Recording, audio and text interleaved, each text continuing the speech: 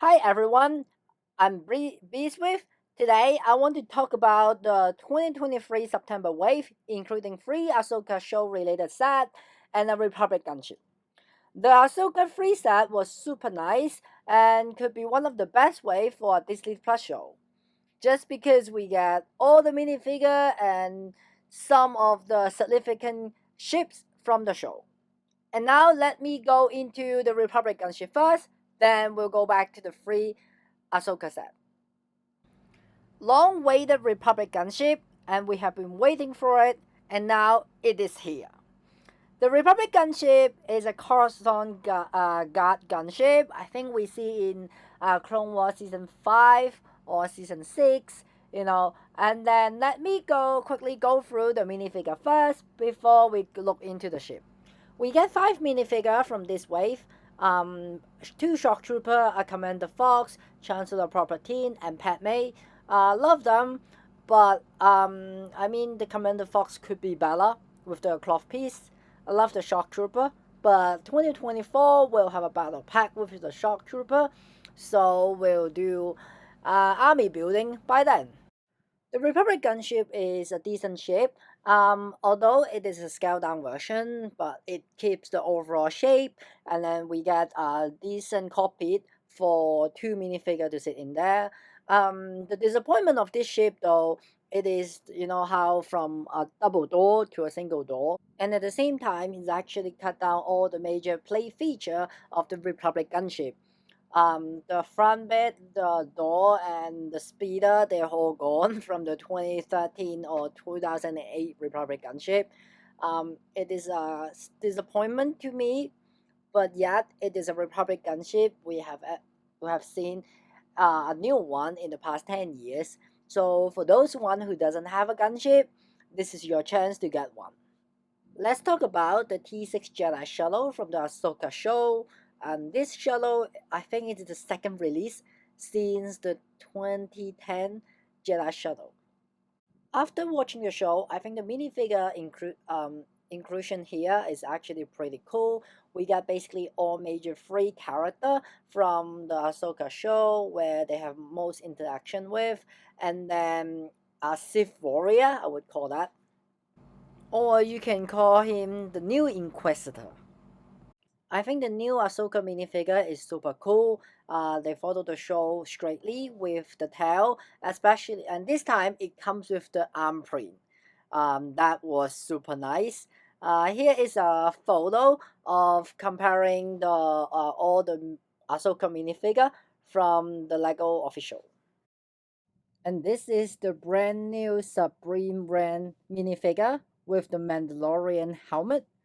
And you can see the next picture is to compare the Rebel version and the Ahsoka version of the Supreme brand.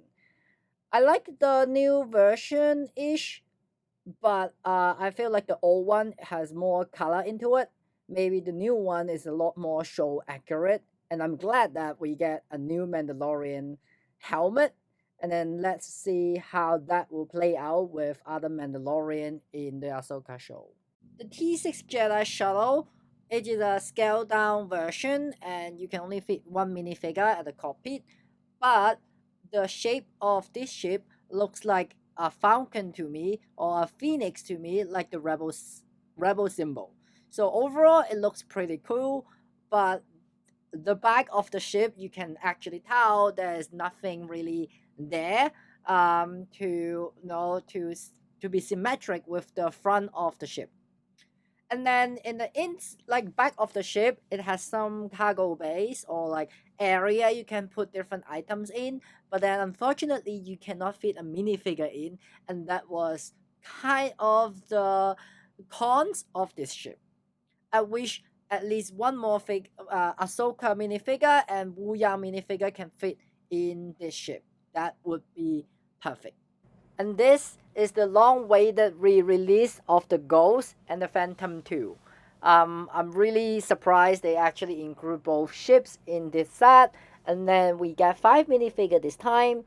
General Hera Syndulla, Jason Syndulla, which is her son, We got Lieutenant Beta, and then First Order, and then of Hawkins. course it's Chopper, First Officer Hawkins. The new minifigure of Hera actually has the rank as a general in the New Republic. And then now we get Jason, and we can have a family photo. And LEGO actually update the print on this species.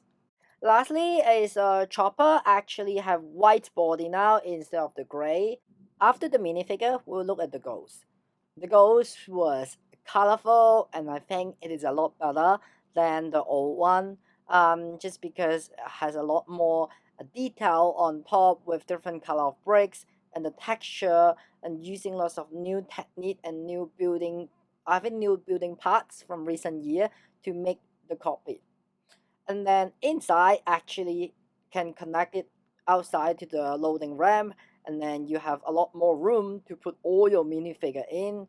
And I'm surprised how well done the cockpit is. You can take it off and then have two level to put minifigure in. Despite the Phantom actually scaled down a lot, but the building technique to make the Phantom was surprisingly good. And we can still fit a minifigure in, as well as some more cargo carrier is at the back of the ship. And then you can see you can even put Chopper on it, and then put next to the Ghost. The scale actually really right. And I really love how LEGO carry out the Ghost set. I think if you ask me, this is a must-buy set from the Ahsoka wave. The last set from the Ahsoka wave is the Y-Wing versus Shin Starfighter. I think the highlight of this set would be the blue Y-Wing and the 5 minifigure that we have in this set. And we get all the main villain from the Ahsoka show, and a New Republic pilot, as well as astromech droid, looks like a Ukraine color. Let's look at Morgan Elizabeth. I like how the skin tone and the facial expression of the alternate face come from this minifigure. It's just really accurate, capturing it what we see in the show. And then we have Shin Hati, which actually a really hot character. Keep the hair style from the Jedi apprentice style in the minifigure. And then lastly is Balin Skull, absolutely fantastic minifigure, and how the beer comes with it. I just wish if LEGO could give him a hooked pieces to switch around like what we see in the Ahsoka show, and that would be amazing. What makes the E-Wing so good is the blue and the white color scheme matching with the pilot outfit, as well as the technic pieces, how they use the technic pieces to make the wing curve it in a certain way. The pilot seat actually can pull it up to put an extra blaster in. But the best thing about this E-Wing, I think all other LEGO Star Wars Starship should have, is the a retractable landing gear. And they are so well done, and you can actually put them in a flying position that the landing gear doesn't come out, and then it just, this is every ship from LEGO Star Wars should have that.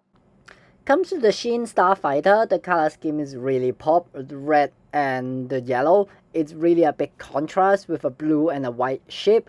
I would say it looks like an N1 Starfighter to me. It has decent amount of play feature where you can have like 2 layer of storage, as well as a place to put your put her red lightsaber in.